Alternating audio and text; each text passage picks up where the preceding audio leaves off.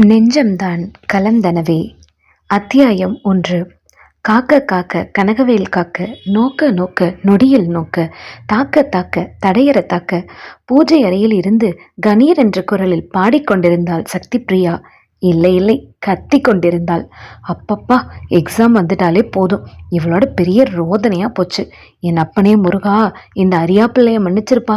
தனது இரு காதுகளையும் மூடிக்கொண்டு தனது இஷ்ட தெய்வமான முருகப்பெருமானை வேண்டிக் கொண்டார் ஞானம்.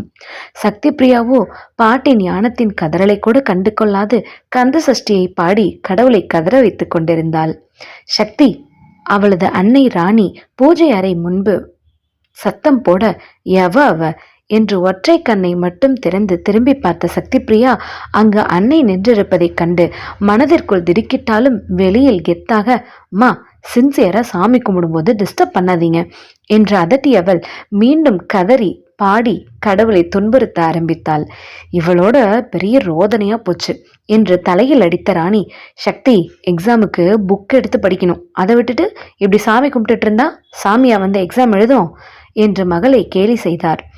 நீங்க எந்த நம்பிக்கையில கடவுள்கிட்ட வேண்டுதல் வைக்கிறீங்களோ அதே நம்பிக்கையில தான் நானும் கடவுள்கிட்ட வேண்டிக்கிறேன். என் வேண்டுதலை நீங்க கேலி செஞ்சீங்க, அப்புறம் சாமி வந்து உங்க கண்ணை குத்திடுவாரு என்றபடி பூஜை அறையில் இருந்து வெளிவந்தவள் தனது வழக்கை ஆட்காட்டி விரலை நீட்டி அன்னையின் கண்களின் அருகே குத்தி விடுவது போல் கொண்டு சென்றாள். அடியே, சாமி கண்ணை குத்துறாரோ இல்லையோ, நீ என் கண்ணை குத்திராதடி என்று முறைத்தபடி மகளின் கையை தட்டிவிட்டார் ராணி. மா என்று ஒரு காலை தரையில் உதைத்தபடி அங்கிருந்து அகற்றவள் வரவேற்பறையில் அமர்ந்திருந்த ஞானத்தின் அருகில் வந்து அமர்ந்தாள். ஹாய் பிரைனி என்றவளை முறைத்தார் ஞானம். என் பேரு ஞானம், பிரைனி இல்லை. ஞானம்னா அறிவு, அறிவுனா சம மூளைன்னு அர்த்தம். மூளைக்கு இங்கிலீஷ்ல என்ன அர்த்தம்? என்ன அர்த்தம் பதிலுக்கு திருப்பி கேட்டார் படிப்பறிவில்லாத ஞானம். பிரெயின். அதே மாதிரி ஹிந்தியில் நானின்னா பாட்டின்னு அர்த்தம். ரெண்டையும் சேர்த்து பிரைனின்னு கூப்பிடுறேன். எப்படி அறிவு என்று டிஷர்ட்டின் காலரை தூக்கி விட்டு கொண்டாள் சக்தி பிரியா. பார்த்துடிமா, அறிவு ரொம்ப வழியுது, விட்டா காக்கா கொத்திட்டு போயிட போகுது என்று கழுத்தை வெட்டி நொடித்து கொண்டார் ஞானம். என்னோட அறிவியாவது காக்கா தூக்கிட்டு போகும், ஆனா உன் அறிவை ஒரு காக்கா கூட சீண்டாது. பதிலுக்கு பழிப்பு காட்டியவள் தொலை இயக்கியை கொண்டு தொலைக்காட்சியை உயிர்ப்பித்தாள். தனக்கு பிடித்த தமிழ் தொடர் நாடகத்தை பார்க்க ஆரம்பித்தாள். ஏண்டி சக்தி, உன் வயசு பொண்ணுங்க எல்லாம் கொரியன் சீரீஸு டிராமான்னு பார்த்து ஜொல்லு விட்டுட்டு இருக்காளுங்க.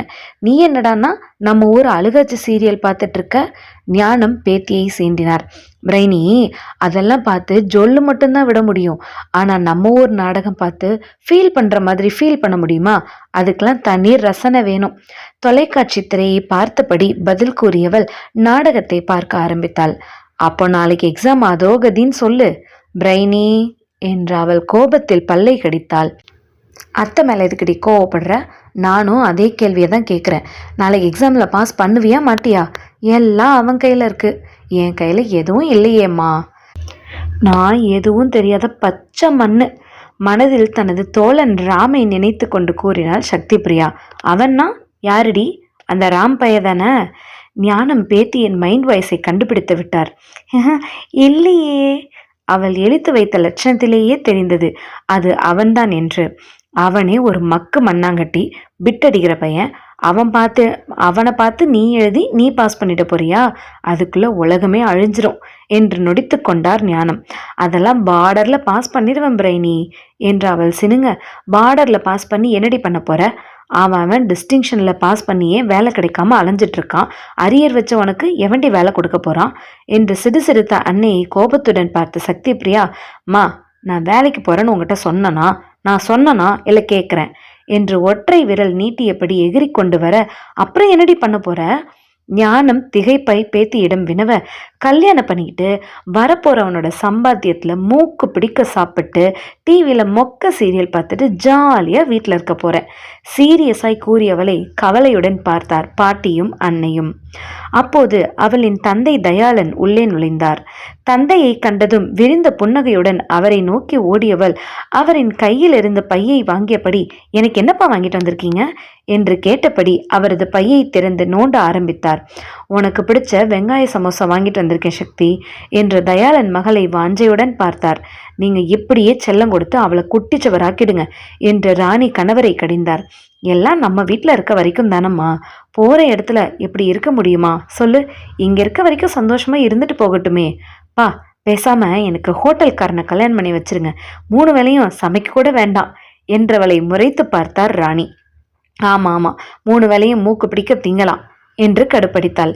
கரெக்ட், அதே தான், கல்லே சாப்பிட்டாலும் செரிக்கிற வாலிப வயசுமா எனக்கு, நகைச்சுவை பாணியில் கூறியவள் கையில் இருந்த பொட்டலத்தை பிரித்து அதிலிருந்து சமோசாவை எடுத்து உண்டபடி தொலைக்காட்சியில் மூழ்கிவிட்டாள். தயாளன் அறைக்குள் நுழைய அவரை தொடர்ந்து கையில் காஃபி டம்ளருடன் ராணி பின்னே சென்றார். கணவரிடம் காஃபி டம்ளரை கொடுத்தவர், என்னங்க என்று ஆரம்பிக்க, சொல்லுமா என்ற தயாளன் காஃபியை எடுத்து குடிக்க ஆரம்பித்தார். இன்னைக்கு சங்கீதா ஃபோன் பண்ணியிருந்தா. என்ன விஷயமா? கல்யாணமாகி 1 மாசம்தான் ஆகுது, ஆனால் அதுக்குள்ள வாழ்க்கையே சலிச்சு போன மாதிரி பேசுகிறா என்ற மனைவியை கண்டு அவரது புருவங்கள் யோசனையாய் சுருங்கியது. ஏன், என்னாச்சு? தெரியலங்க, எதையும் வாய்விட்டு சொன்னாதானே புரியும். ஆனால் அவளோட பேச்சில் பழைய துள்ளல், பழைய சந்தோஷம் எதுவுமே இல்லை. அது மட்டும் தெளிவாக தெரியுது. 2 பேரும் காதலிச்சு தானே கல்யாணம் பண்ணிக்கிட்டாங்க, அப்புறம் ஏன் பிரச்சனை வரப்போகுது? நீயா எதையாவது யோசிச்சுட்டு இருக்காத ராணி. எதுக்கும் ஒரு எட்டு சங்கீதாவை போய் பார்த்துட்டு வந்துடலாமா? போகணுமா? தயாளன் தயங்கியபடி மனைவியை பார்த்தார். கணவர் எதனால் அப்படி சொல்கிறார் என்பதை புரிந்த ராணி அவரை கண்டு ஆறுதலாக புன்னகைத்தார். பொண்ணை கொடுத்துட்டா எல்லாத்தையும் சகிச்சுட்டு தானே போயாகணும்.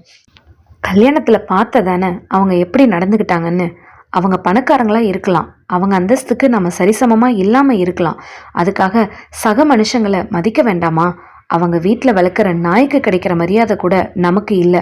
தயாளன் தனது ஆதங்கத்தை படபடவென கொட்டி விட்டார். சரி, நீங்கள் வர வேண்டாம், நானும் சின்ன குட்டியும் போய் பார்த்துட்டு வந்துடுறோம். சக்திக்கு பரீட்சை இருக்கே, நாளையோடு முடியுது. இல்லைன்னாலும் உங்கள் மக பரீட்சை எழுதி கிழிச்சிட்டாலும் என்று அங்கலாய்த்தபடி காஃபி டம்ளரை எடுத்துக்கொண்டு அங்கிருந்து அகன்றார் ராணி. மனைவி சென்றதும் தயாளன் பெரிய மகளை பற்றிய யோசனையில் ஆழ்ந்து போனார். பெரியவள் சங்கீதா சின்னவள் மாதிரி கிடையாது, நல்ல புத்திசாலி, திறமைசாலி. பொறியியல் கணினி பிரிவு எடுத்து படித்தவளுக்கு படிப்பு முடிந்த உடனேயே பெரிய கணினி நிறுவனத்தில் வேலை கிடைத்தது. சென்னைக்கு வேலை கிடைத்து சென்றவள் அங்கு காதல் வயப்பட்டாள். அவளது காதல் உடன் வேலை செய்பவர் மீது வராது, அந்த நிறுவனத்தின் முதலாளி மீது வந்து தொலைத்ததுதான் இங்கு தவறாகி போனது. அவளை சொல்லியும் குற்றமில்லை. நிறுவனத்தின் முதலாளி சரண் அவளிடம் வலிய பழகி காதலை சொல்லி இருக்கிறான். முதலில் தயங்கியவள் பின்பு அவனது காதலுக்கு செவிசாய்த்திருக்கிறாள். வாழ்க்கை காதலிலேயே நின்றிருந்தால் நன்றாகத்தான் இருந்திருக்கும்.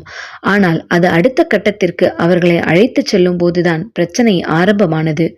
சங்கீதாவின் காதல் அறியாது இவர்கள் அவளுக்கு மணமகன் தேட ஆரம்பித்த போதுதான் அவள் தனது காதலை வீட்டில் தெரிவித்தாள். சரண் பெரிய இடத்து பையன் என்றதும் தயாளன் அதிர்ந்து போனார். மகளது காதல் கைகூடுமோ என்று மிகவும் கலங்கி போனார். அந்த கலக்கம் காதலர்களுக்கு இல்லை போலும். சரண் தனது வீட்டில் என்ன பேசினான் என்று தெரியவில்லை. அடுத்த 1 மாதத்தில் சரண் சங்கீதா திருமணம் நடந்தே முடிந்துவிட்டது. ஆனால் சரண் வீட்டார் முகத்தில் இருந்த திருப்தியின்மை கண்டு தயாளனுக்கு சற்று நெருடலாகத்தான் இருந்தது. இதோ இப்போது வரை அவரது அந்த நெருடல் தொடர்கின்றது. ஏனென்று தெரியவில்லை. அவரது மனம் கிடந்து அடித்து கொண்டது. அவர் தனது நெஞ்சை நீவி விட்டு கொண்ட போதும் அவரது மனதின் படபடப்பு அடங்க மறுத்தது. மும்பை மாநகரத்தின் மையத்தில் இருந்த அந்த அலுவலகம் பரபரவென்று காட்சியளித்தது. அதன் உரிமையாளன் சிவகுரு இன்றுதான் லண்டனிலிருந்து திரும்பி வருகிறான். அவனுக்கு எல்லாமே நேர்த்தியாக இருக்க வேண்டும். அப்படி இல்லை என்றால் கோபத்தில் காச் மூச்சென்று கத்தி ஆர்ப்பாட்டம் செய்து விடுவான். எந்த அளவிற்கு அவன் நல்லவனோ அந்த அளவிற்கு அவன் கோபத்தில் துர்வாசரின் வாரிசு. அலுவலகத்தின் முன் நின்ற காரிலிருந்து இறங்கிய சிவகுரு கம்பீரமான நடையுடன் உள்ளே நுழைந்தான். எல்லோரும் எழுந்து அவனுக்கு மரியாதையுடன் வணக்கம் கூற அவன் சிறு தலையசைப்பால் கூட அவர்களது வணக்கத்துக்கான அங்கீகாரத்தை அளிக்காது செருக்குடன் உள்ளே சென்றான். சம்பளம் கொடுக்கும் முதலாளியின் வணக்கத்தை விட அவன் கொடுக்கும் பணம் தானே அங்கே வேலை செய்கிறது. அதனால் யாரும் அவனது அகந்தையை கண்டு கொள்ளாது தங்களது வேலைகளில் ஆழ்ந்தனர். சார், அடுத்த மீடியா மீட்டிங் இருக்கு சார், அவனது செயலாளர் நதீஷ் சொல்லவும் அவன் தனது கை கடிகாரத்தை பார்த்தான். மீட்டிங் ஹாலில் அவங்கள வெயிட் பண்ண சொல்லுங்க. என்றவன் இடையில் கிடைத்த 10 நிமிடங்களில் தனக்கு வந்த மின்னஞ்சலை திறந்து பார்த்தான். பதில் அனுப்ப வேண்டியதை நந்தீஷிடம் குறிப்பு எடுத்துக்கொள்ள சொன்னான். அவனது வேகத்திற்கு ஏற்றாற்போன்று நந்தீஷும் வேக வேகமாய் குறிப்புகள் எடுத்துக்கொண்டான். தட்ஸ் இட் என்று எழுந்தவன் புயல் போல் அறையை விட்டு வெளியேறியிருந்தான். கூட்டம் நடக்கும் அந்த பெரிய கூட்டத்திற்கு வந்த சிவகுரு அங்கு இருந்த ஊடகவியலாளர்களை பார்த்து வந்தமர்ந்தான். அடுத்து அவனை நோக்கி படையெடுத்து வந்த தொழில் சார்ந்த கேள்விகள் அனைத்திற்கும் டக் டக் என்று பதில் கூறியவன் அடுத்து அவனது வாழ்க்கை பற்றிய கேள்விக்கு மற்றும் சற்று நிதானித்தான்.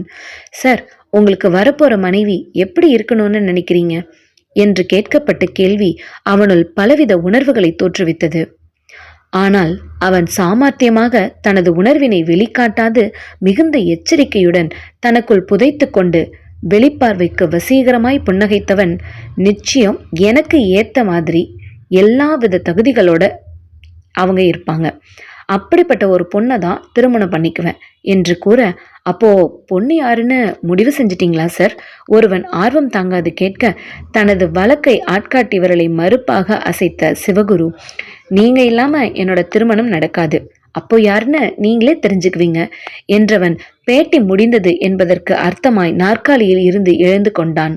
அந்த அறையை விட்டு வெளியில் வந்தவன், சென்னைக்கு ஃப்ளைட் எப்போ என்று கேட்க, இன்னும் 1 hour இருக்கு சார் என்று நந்தீஷ் பதிலளித்தான்.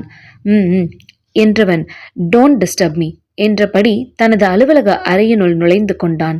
நாற்காலியில் விழிகளை மூடி சாய்ந்தமர்ந்த சிவகுருவின் முகத்தில் அப்படி ஒரு களைப்பு தெரிந்தது. கடந்த 2 மாதங்களாக அவன் சிறிதும் ஓய்வின்றி உலகம் முழுவதும் ஓடிக்கொண்டிருக்கிறான். அவனை ஓய்விடு என்று கூறுபவர்களும் யாரும் இல்லை. அப்படி யாரையும் அவன் தன்னருகே நெருங்கவிட்டதும் இல்லை. அவனும் தனக்கு ஓய்வு வேண்டும் என்று நினைத்ததும் இல்லை. ஒரு சில நொடிகள்தான் அவன் தனக்குள் உழன்று கொண்டிருந்தது. அடுத்த நொடி தன்னை சுதாரித்து கொண்டவன் நேராக அமர்ந்து தன் முன்னிருந்த கோப்பையை எடுத்து புரட்டலானான். நாம் ஓய்வெடுக்கும் ஒவ்வொரு நொடியும் எங்கோ நம்மை தாக்கும் பிரம்மாஸ்திரம் தயாராகி கொண்டிருக்கிறது என்பதை நினைவில் கொள். அதை முறியடிக்க நாம் 24 மணி நேரமும் விழிப்புடன் இயங்கிக் கொண்டிருக்க வேண்டும். நம்மை போன்ற தொழிலதிபர்களுக்கு ஓய்வு என்பதே கிடையாது என்று அவனது தாத்தா நாராயணன் கூறிய வார்த்தைகளே அவனுக்கு வேத வாக்கு. அடுத்த சில மணித்துளிகளில் விமானத்தின் மூலம் சென்னையை வந்தடைந்த சிவகுரு நேரே தனது வீட்டிற்கு வந்து சேர்ந்தான்.